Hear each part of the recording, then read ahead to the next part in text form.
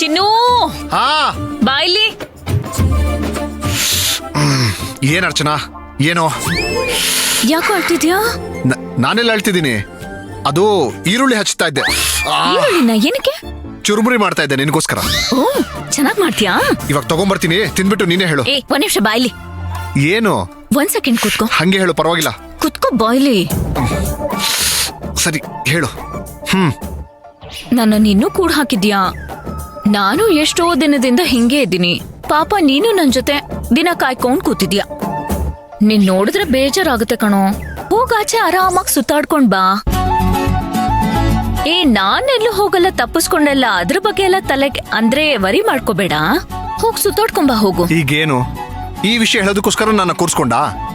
ನನಗೆ ಬೇರೆ ಕೆಲಸ ಇದೆ ಅಂತ ಹೇಳ್ತಾ ಇದೀನಲ್ವಾ? ಬಾರೋ. ಮತ್ತಿನ್ನೇನ್ ಹೇಳು. ಇರು, ನಾನೊಂದ್ ವಿಷಯ ಹೇಳ್ತೀನಿ, ಉತ್ತರ ಕೊಡ್ತೀಯಾ? ಹಾ ಸರಿ ಆಯ್ತು. ಆದ್ರೆ ಮೊದ್ಲು ನೀನು ಪ್ರಶ್ನೆ ಏನು ಅಂತ ಕೇಳು.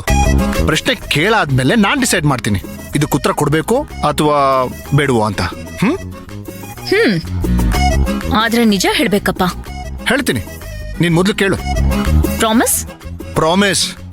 ಕೇಳು. ನಿಜ ಹೇಳ್ತೀನಿ ಅಂತ ಹೇಳಿದ್ಯಾ? ನಿಜನೇ ಹೇಳ್ಬೇಕು, ಓಕೆ? ಆಯ್ತು. ನಿನಗೂ ಮತ್ತೆ ನಿನ್ ಜೈಲರ್ ಶಾಂತಿಗೂ ಏನಾದ್ರೂ ಸಮಥಿಂಗ್?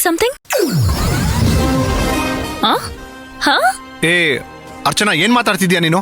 ನೋಡು, ಏನಂದ್ರೆ ಅದ್ ಮಾತಾಡ್ಬೇಡ, ನನಗಿಷ್ಟ ಆಗಲ್ಲ. ಕೂತ್ಕೋ 1 ನಿಮಿಷ. ನನಗಿಷ್ಟ ಕಣೋ, ಈ ತರ ಗಾಸಿಪ್ ಎಲ್ಲ ಮಾತಾಡಕ್ ನಂಗೆ ತುಂಬಾ ಇಷ್ಟ. ಪ್ಲೀಸ್ ಹೇಳೋ. ನಾನ್ ಯಾರ ಹತ್ರ ಆದ್ರೂ ಹೇಳ್ತೀನಾ? ಹೇಳಕ್ಕೆ ನಾನ್ ಹೊರಗಡೆನಾ ಇದ್ದೀನಿ? ಒಳಗಡೆ ಇದ್ದೀನಿ ತಾನೆ. ಒಂದ್ ವೇಳೆ ಹೊರಗಡೆ ಹೋಗ್ತೀನಿ ಅಂತಾನೆ ಇಟ್ಕೋ, ಆಗ್ಲೂನು ಹೇಳಲ್ಲ. ಆ ನಂಬಿಕೆ ಉಳಿಸ್ಕೋತೀನಿ, ಓಕೆ? ಪ್ಲೀಸ್ ಹೇಳೋ. ಅರ್ಚನಾ, ದಯವಿಟ್ಟು ಅರ್ಥ ಮಾಡ್ಕೋ. ನೀನ್ ಅಂದ್ಕೊಂಡಿರೋ ತರ ಏನೂ ಇಲ್ಲ, ಬಿಟ್ಬಿಡು. ಹಲೋ ಸರ್, ಹಂಗೇನು ಇಲ್ಲ ಅಂತ ನೆಲ ನೋಡ್ಕೊಂಡು ಹೇಳ್ತಿದ್ದೀರಾ? ನಾನೇನಲ್ಲ ಕೂತಿದ್ದೀನಿ, ಇಲ್ಲಿ ಕೂತಿದ್ದೀನಿ.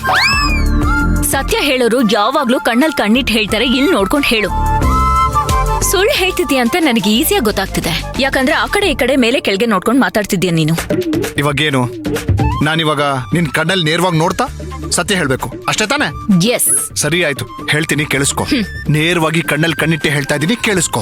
ನೀನ್ ಅಂದ್ಕೊಂಡಿರೋ ತರ ಸಮಥಿಂಗ್ ಏನೂ ಇಲ್ಲ, ಓಕೆ? ಅರ್ಥ ಆಯ್ತಾ? ಕಳ್ಳ, ಸುಳ್ಳು ಹೇಳ್ತಿದ್ಯಾ ನೀನು, ನಂಗೆ ಗೊತ್ತಾಯ್ತು. ನಿನ್ ಕಣ್ಣೇ ಸುಳ್ಳು ಹೇಳ್ತಿದೆ. ನೋಡ ಅರ್ಚನಾ, ಪ್ಲೀಸ್. ನನ್ನ ಮತ್ತೆ ಶಾಂತಿ ಸಂಬಂಧ ಏನು ಅಂತ ನಿನಗೆ ಗೊತ್ತಿಲ್ಲ, ಸುಮ್ನೆ ಅಪಾರ್ಥ ಮಾಡ್ಕೋಬೇಡ. ಹೇಳ್ತಾ ಇದೀನಲ್ಲ, ಏನೂ ಇಲ್ಲ ಅಂತ. ನೋಡು, ಒಂದೇ ಮಾತಲ್ಲಿ ಹೇಳ್ಬೇಕು ಅಂದ್ರೆ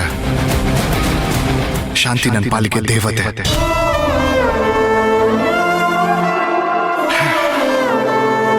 ಇವತ್ತು ಈ ದೇಹದಲ್ಲಿ ಉಸಿರಿದೆ ಅಂದ್ರೆ, ನಾನಿನ್ನೂ ಜೀವಂತವಾಗಿದ್ದೀನಿ ಅಂದ್ರೆ ಅದಕ್ಕೆ ಕಾರಣ ಶಾಂತಿ ನನಗೆ ಹಾಕಿರೋ ಭಿಕ್ಷೆ. ನನ್ನ ಮತ್ತೆ ಶಾಂತಿನ ಮನಸ್ಸಲ್ಲಿ ಇಟ್ಕೊಂಡು ದಯವಿಟ್ಟು ಏನಂದ್ರದು ಮಾತಾಡ್ಬೇಡ. ಓಹೋ, ಮತ್ ಯಾಕಪ್ಪ? ಅವಾಗ್ಲೇ ಬಂದಿದ್ಲಲ್ಲ ನಿನ್ನ ಮದ್ವೆ ಆಗ್ಬೇಕಾಗಿದ್ದ ಹುಡುಗಿ, ಅವಳ್ಯಾಕ ಹಂಗ ಹೇಳ್ಬಿಟ್ಟೋದ್ಲು? ಅರೆ, ಅವಳಿಗೆ ತಲೆ ಕೆಟ್ಟಿದೆ, ಅದಕ್ಕೆ ಏನಂದ್ರದ್ ಮಾತಾಡ್ತಿದ್ದಾಳೆ. ಅದಕ್ಕೆ ನಾನೇನ್ ಮಾಡಕ್ಕಾಗತ್ತೆ ಅರ್ಚನಾ? ಈಗ ನೀನೇ ನೋಡ್ದಿಯಲ್ಲ, ಅವಳು ಇಲ್ಲಿಗೆ ಬಂದ್ಲು, ಇಲ್ಲಿ ಏನ್ ನಡೀತಿದೆ ಅಂತ ತಿಳ್ಕೊಳ್ಳೋ ತಾಳ್ಮೆನೂ ಅವಳಿಗಿಲ್ಲ. ನಮ್ಮಿಬ್ಬರ ಬಗ್ಗೆ ತಪ್ಪ ತಿಳ್ಕೊಂಡು ಇಲ್ಲಿಂದ ಹೊರಟೋದ್ಲು. ಇದಕ್ಕೇನು ಹೇಳಕ್ಕಾಗತ್ತೆ?